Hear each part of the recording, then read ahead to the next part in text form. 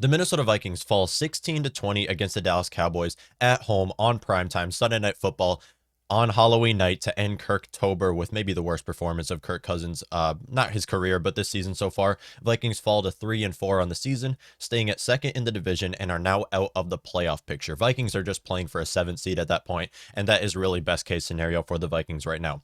So, welcome back. Another episode of Vikings Therapy, where we talk about another awful performance where the Vikings absolutely crap the bed at home against a primetime matchup against a quarterback when it's his first start in the NFL, Cooper Rush. And people are giving him too much credit. He had some bad passes, and one led to an interception, two should have been interceptions, but all game long, just open receivers time and time again. But we're not even going to focus just on that because the cornerbacks, yes, they were bad. Mackenzie Alexander might have given up a 74-yard touchdown. Cameron Dantzler might have missed a tackle on Zeke that led to the Cowboys winning the game. And also Amari Cooper touchdown right after that. And then Bashaud Breeland, another terrible performance from him. That's not even the worst part of this Vikings game. The cornerbacks, we knew was going to be bad going into this game. Doesn't matter who's under center. It doesn't matter who's being a quarterback against this Vikings defense, whether that's Cooper Rush or John Elway. I mean, they're going to look great. They're going to look like Joe Montana. It doesn't matter who's going to be quarterback. But taking a look at this, Vikings, only 278 yards of offense, less than 8% third down efficiency, 7 penalties, and punted 6 times this game. Just an awful performance. And we're focusing solely on offense here because we knew the defense was going to be bad. It doesn't matter who's quarterback. We knew that. We had no idea this offense was going to put up not only did they only put up 16 points, which I'm surprised they even put up 16 points against this from how bad they were playing, but just the fact that the Vikings play calling is the worst I've seen in my entire lifetime. I have been a Vikings fan my entire life, and never have I seen the play calling this poor. I mean, Clint Kubiak is running this offense like it's 1980. I mean, you're seeing tight end screens. You're seeing fullback flats. You're trying to do check downs to your running back on a 2-yard pass when it's 3rd and 28. I don't understand what they're doing. And the Vikings fans, we're some great fans. We might be one of the best fan bases. We are one of the best fan bases in football. We don't often boo our offenses. We don't. It doesn't happen very often. It's happened every game at home so far this season. Why? Because we are tired of this coaching staff. We are tired of Mike Zimmer being time and time again a mediocre head coach, and so far this season, maybe the worst head coach in football behind Matt Nagy might have him beat there, but really one of the worst head coaches in football so far this season. Clint Kubiak running this offense like it's 1980 when we have Justin Jefferson, Adam Thielen, KJ Osborne, Tyler Conklin, Dalvin Cook. We are only able to put up 16 points against one of the worst secondaries in football. I said in the preview for this week, I said I'm excited for this game. Why? Because this should be a turning point for our offense. Clint Kubiak, after the last couple of games, after after the Detroit game, when Detroit should have won that game because Clint Kubiak's play calling was that bad, he kept the Detroit Lions really in the game against the Carolina Panthers as well. I said this is going to be a turning point. Clint Kubiak should have learned his lesson after 2 weeks of bad play calling where he's running these screen passes. Should have learned his lesson, right? Especially going up against a Dallas Cowboys defense, which is one of the worst secondaries in football when you have offensive weapons like Jefferson and Thielen. You'd think the tables would turn a little bit and the Vikings offense would hit stride, right? No, they didn't. Clint Kubiak, I'm mixing it up with the Gary Kubiak here. Clint Kubiak continues to run the same offense like it's 1970, running the ball on 3rd and 22 or whatever it was, 28, whatever it was. Why? What is does he not know the purpose is to get a first down? Does he not understand that that's a good thing? I mean, Vikings averaged when passing, where is it? Vikings had 5.2 yards per attempt. Clint Kubiak, someone needs to tell him, you need 10 yards to get a first down. 5.2 yards per attempt. As a matter of fact, I'm surprised it was even that high. Because over half of these passes were screen passes, fullback flats, tight end check downs. What is going on with this offense? You are going up against, Trevon Diggs, I don't care what people say, he's awful. All right, and he had another bad performance. Not only did he not have an interception, and really the interceptions are covering up for how he's been performing, he's been the 7th most targeted receiver or corner in the NFL so far this season for a reason. The Dallas Cowboys have made offenses look very explosive, and this is what you expected going into this game. Well, no, because Clint Kubiak continues to be the worst play caller in football. Kirk Cousins, again, did not have a good game because of Clint Kubiak. Kirk Cousins finishes Kirktober on primetime, Sunday Night Football. This was a time when Kirk Cousins was going to be able to prove himself, as really people have been hating on him. People have been giving him all this hate. I'm talking outside of the Vikings organization, have been giving him all this hate because every time they watch him, the only time that people really watch the Vikings is when they're on primetime. That's the only time people watch the Vikings. And what do they judge off of? Kirk Cousins on primetime, which he's had some good games on primetime. Don't get me wrong, but as a whole has been awful on primetime and continues to be when he plays his Cowboys defense, which he should have had a great game. Clint Kubiak is who to blame for this loss, and Mike Zimmer. We have a coaching staff that is really holding our potential back and is going to ruin the season, has already ruined the season, as now the Vikings are 3-4, maybe a 7th seed. I mean, maybe, but who cares? We can't compete against some of these teams in the NFC. We're not going to be able to beat the Rams, beat the Cardinals. We already tried beating the Cardinals. We're not going to stop the Packers the way they've been hot, winning 6 straight games. You also have, who else do you have? I mean, the NFC West, the entire NFC West as a whole, and then the upcoming schedule that we have as a whole. Vikings might be able to get a 7th seed. Who cares? Okay, Vikings picking. This is the worst thing in football. To be a mediocre team, which the Vikings have been my entire lifetime, is the worst thing in football. Not only do you not make a playoff run, but you have terrible draft capital. You're picking in the 20s, maybe late 10s. Vikings aren't going to be getting a top 10 pick. Who are we going to be able to find? Vikings will have to maybe try to trade up for a corner or even just try to free agency corner. As a matter of fact, after the game that just happened, where Mackenzie Alexander gave up a 57-yard touchdown to Cedric Wilson, who just ran past him. I mean, Cedric Wilson is not a great route runner. He has speed. That's the only thing he has going for him. Just ran past Mackenzie Alexander. Bashaud Breeland once again had an awful game. Should have had an interception on one play. No, it was thrown right to him. Cooper Rush threw the ball right to Bashaud Breeland. Bashaud Breeland's like, no, I didn't want to catch this. Let's just bobble the pass and give it to Amari Cooper, one of the best receivers in the NFL. Bashaud Breeland, also terrible game. Cameron Dantzler, once again, missed tackle that led to really the game-winning touchdown right there, where Zeke should have had not been able to get a first down. Greg Zuerlein would have been out there kicking a field goal. Game would likely have went into overtime. No, Cameron Dantzler doesn't know how to tackle. I mean, he's an undersized corner. You kind of expected this coming from him, but that's why he fell to the 3rd round. He might be pretty good in coverage, but when it comes to tackling, he's an awful corner, and then gave up a touchdown to Amari Cooper, but really that was just Amari Cooper being the better player in that play. After the game that the Vikings have had at corner, Rick Spielman right now should be on the phone with Brian Flores and whoever their general manager is and working a trade to get Xavier Howard. Because next week, we have Marquise Brown. After that, we also have Mike Williams coming to town. We have to play Devontae Adams. We have multiple matchups. Deebo Samuel's been killing it as well with the 49ers. We play them.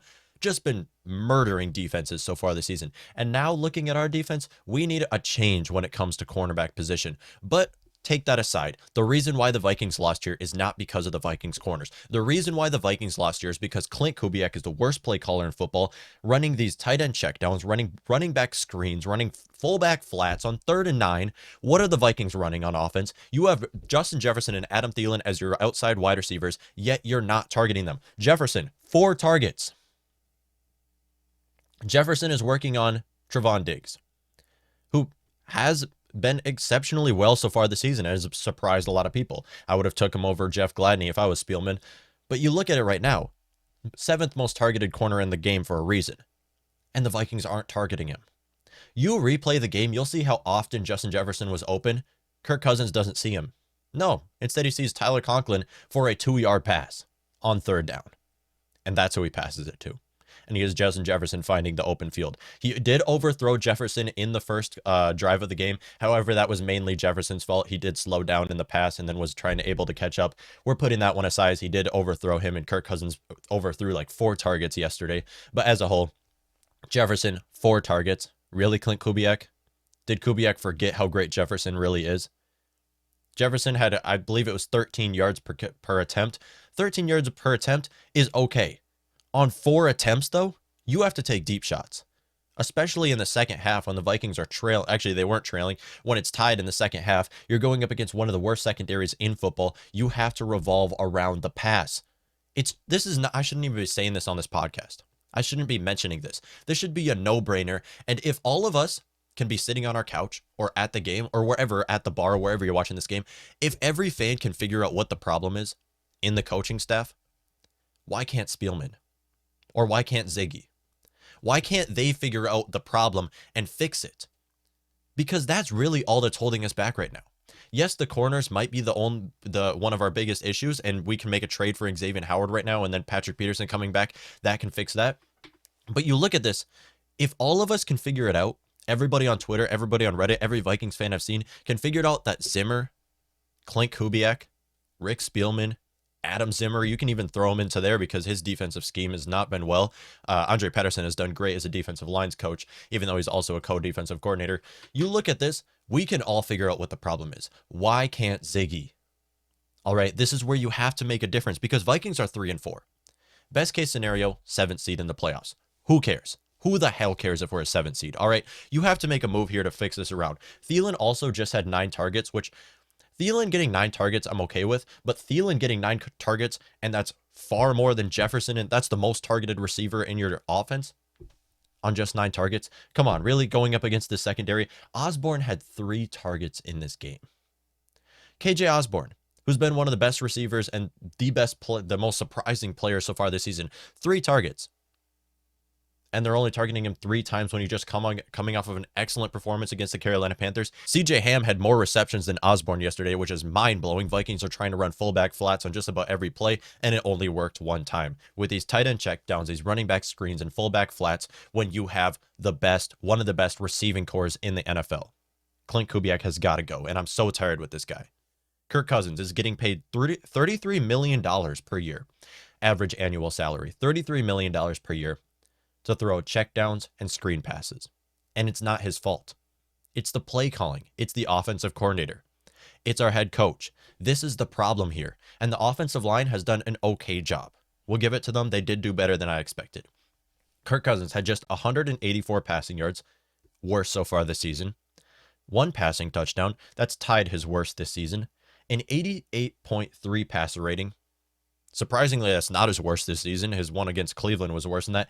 And a 5.2 yards per attempt, which is his worst this season. That's what you have to highlight right here.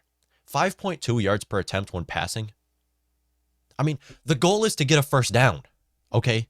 Not to throw a screen pass to Thielen and he has to shake off a guy and get a first down. A check down pass to Conklin, a 2-yard pass, and expect the slowest guy in your offense to be able to run the ball to get another 8 yards. Come on, Clint Kubiak. This is not rocket science.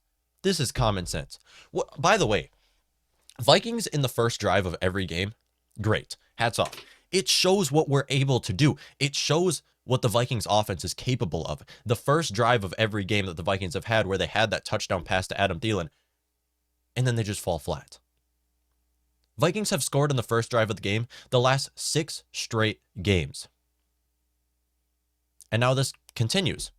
And that was the only touchdown this game, was in the first drive of the game. The Vikings use up all of their plays in the first drive of the game, and you think maybe we see a good game from the Vikings. Maybe the rest of the drives, Clint Kubiak is finally ready for a game. I mean, you even saw Justin Jefferson. Vikings are getting a little creative, making a pass for Justin Jefferson, which, by the way, is a great passer. The guy was not open, but Justin Jefferson is a great passer. You look at it, and it's like, oh, Vikings are mixing things up. Clint Kubiak finally realized what the problem is. I was sitting on the couch. I said, okay, this is going to be a good day. It's going to be a good day, right? Because Clint Kubiak is finally out there figuring out what to do. He spent this bye week designing plays. Let's not dismiss the fact that Clint Kubiak had 2 weeks to prepare for this game designing plays with Mike Zimmer and with the rest of the coaching staff. I say Kubiak here because he's the biggest reason. We have a lot of players who play into this, and are a lot of coaches who play into this right here. You take a look at this. He had 2 weeks to prepare for this game. What did he prepare? Looks at his sheet. About 5 plays. Oh, let's do a screen pass to Tyler Conklin. Let's see if that works. Oh, a fullback flat to CJ Ham on 3rd and 10. Oh, 3rd and 22? I got an idea. Let's give the ball to Dalvin Cook to pick up 2 yards against one of the best run-stopping defenses in the NFL. This is not rocket science, Clint Kubiak. This is common sense, okay? And then you see them in the press conference. You see Mike Zimmer in the press conference. They ask him, what went wrong here? Why are you running these plays? Oh, you don't know football. Oh, you don't understand. This is what you're supposed to do. Really? That's what you're supposed to do?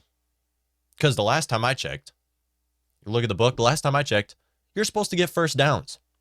The last time I checked, you're supposed to move the ball, keep the ball rolling, not punt 6 times in one game. 6 times in one game. And it should have been 7 times, but Vikings were in field goal range. Lucky for Xavier Woods, who came up against his old team and absolutely dominated. One was maybe the only highlight on this Vikings team was Xavier Woods this game. All right, that puts that aside. Taking a look at this Vikings offensive line, Christian Darrisaw did allow his first sack. Was bad. I mean, he was working on Randy Gregory, like I said, one of the best defensive ends in the NFL so far this season, and did allow a sack. We'll let that slide. By the way, the coaches were on our side, or the refs were on our side. The refs were on our side. Cowboys were on our side by benching Dak when he was able to play. They wanted to play Cooper Rush instead. Cowboys were like, oh, let's give you this game. Let's bench Dak for Cooper Rush, who threw what should have been 3 interceptions, but Vikings one of them went to Amari Cooper. Bashaud Breeland was like, oh, I don't want to pick it off. Let's give it to Amari Cooper. Cameron Dantzler almost had that other one. But again, they just gave it to us. Say, oh, let's have you win. Vikings are like, nah, we don't want this. They give it back. It's just, the Cowboys didn't even have a great performance is what I'm saying here. And then the refs are on our side. When was the last time the refs have been on our side? I don't think ever. This might have been the first time I've ever seen the refs on our side, giving us roughing the passers on 3rd down, easy first down conversion on what shouldn't have been a roughing the passer. Also a late hit, which shouldn't have been a late hit. Really, the refs were on our side, and we still lost. That's how bad we played. Christian Darrisaw did allow a sack in this game. Garrett Bradbury once again is playing awful. The worst point on our offensive line, even though he's the highest draft pick on our offensive line. Only penalty Udo is back, getting another penalty, 8th penalty of the season in just 7 games. Vikings offensive line may have done a decent job, but as a whole, we have some weak points. What I did like is the Vikings running the ball on the left side of the line. When Christian Darrisaw is playing very well, you also have Ezra Cleveland, who's playing solid at left guard as well. We're going to see Vikings run the rock a lot more on the left side of the offensive line instead of the right side, where Oli Udo just gets absolutely trampled by whoever he's going up against. Defense as a whole, we did have Danielle Hunter go down, and Danielle Hunter going out was a huge loss, especially when you're going up against Cooper Rush, first start in the NFL. You want to pressure the guy all game, which is what the Vikings did. They blitzed just about every 3rd down. I don't think there was a 3rd down where the Vikings didn't blitz. I mean, they blitzed Eric Kendricks, got a sack on him, blitzed Xavier Woods. Again, another great game from Xavier Woods. Has been a very big highlight on this Vikings defense. Blitzed him, was able to get another sack, and then Anthony Barr as well, able to pressure him. So Eric Kendricks did get a 3rd down sack. Everson Griffin got his sack as well. Vikings got 3 sacks and 2 turnovers, and the Vikings offense was not able to convert on any of them. I believe they did get 1 field goal off of that. Again, though, but another awful performance. Vikings defense may be terrible when you look at the cornerback room, but we have a lot of great players, and you saw this against the Cooper Rush and the Dallas Cowboys offense. But Danielle Hunter going out, he will undergo an MRI. It'll be questioning. It was a shoulder injury, so it's questionable whether it's going to be serious or not, but hopefully Danielle Hunter does come back. If he doesn't, I'd expect to see more of Patrick Jones and some action from our rookies as well, because Stephen Weatherly's no longer with the team. As a whole, like I said, the Vikings defense had a terrible performance when looking at the cornerback room, but as a whole, the Vikings defense did as good as we were expecting. We were expecting them to get a couple sacks, a couple 3rd down conversions, be able to even turn the ball over, whether that's Dak or whoever's under center. Vikings should be able to turn the ball over, but once again, just soft coverage all game.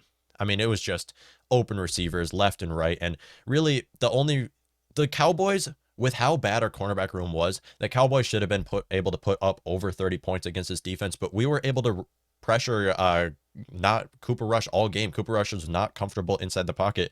Great performance by Andre Patterson, able to pressure this quarterback off of the blitz, even without blitzing a couple downs with Everson Griffin, and even Dalvin Tomlinson was able to get in there with a little bit of pressures. It's good to see this Vikings defense able to step up when rushing the passer. Put that aside, though, Vikings are only able to rush the passer so far this season. Supposed to be one of the best defenses on 3rd down conversion. Defenses on 3rd down conversion. You did not see that yesterday. I mean, maybe the worst defense on 3rd down conversion yesterday. Just awful performance again. But taking a look at the Vikings player of the game, Xavier Woods. Like I said, Xavier Woods, again, has been a big highlight on this Vikings defense, playing all defensive snaps, and now going up against his old team, had the best game of the season. You love to see it. I almost wanted to put the player of the game for the Vikings this week as our punter, Jordan Berry, because We got to see a lot of Jordan Berry. He got a lot of play time, a lot of screen time this game. But again, Xavier Woods, just great game for Xavier Woods, getting 8 total tackles, a pass deflection, an INT, forced fumble, and a sack against his old team. Really, the only highlight on this Vikings team was Xavier Woods and a couple defensive players. I mean, Eric Hendricks also had a blitz and a sack. But taking a look at the offense, Ziggy, figure it out. Figure it out. We all have the puzzle pieces together. We all know what this Vikings team is capable of, and we saw it in the first drive of the game. Kubiak had 2 weeks to prepare. 2 weeks to prepare plays to run. He only prepared the first drive. What does he have after that? 4 plays. 4 plays up his sleeves. Fullback flat. You run it 5 times, works 1 time. A screen pass to Conklin, or check down pass to Conklin. You have screen passes to your running backs every first down. You're running screen passes to your running backs, it feels like. Oh, 3rd and 23, let's run the ball. Like I said, Vikings fan base is very good. We are one of the best fan bases in the NFL. We don't boo our team very often until the last 3 weeks, because we all can figure out what the problem is, and that is Mike Zimmer. That is Clint Kubiak. That is this coaching staff as a whole. They have to go. They have to. I am done with Mike Zimmer. The Zimmer era has come to an end. You gave us 1 great game against the Saints. 2 great games, actually, against the Saints in the playoffs. And then got blown out both the games after that. Vikings, Mike Zimmer era is coming to an end now. I'm so excited to see whoever, I don't care who it is, okay? I was saying we got to see Mike Zimmer go maybe the rest of the season. They're not going to fire him yet. I'll say that right now. I mean, I want them to get rid of Mike Zimmer, but he's not going to go yet, as the Vikings are still competing for a playoff. Right now, we have the doubleheader over the Carolina Panthers, so a 7 seed is possible. But taking a look at it, though, who cares? Who the hell cares? I mean, we're a 7 seed. We're going on the road against some of these NFC teams. You expect Mike Zimmer to bring us a win? No. Unless if we're going up against the Saints. It's not going to happen. Vikings, once again, mediocre team, which is the worst thing in football. And now we're going to have to go to Baltimore to play the Baltimore Ravens. One of the best, maybe the best running offense in football, with one of the worst run defenses in football. And then we have the Chargers, and then we have Packers somewhere after that. We also have 49ers in the mix. Just more and more tough games going forward. And without Patrick Peterson, it's going to be worse. Rick Spielman right now has to be on the phone with the Miami Dolphins, making a trade for Xavier Howard after the terrible performance from our cornerbacks once again against the Dallas Cowboys. Let me know what y'all think.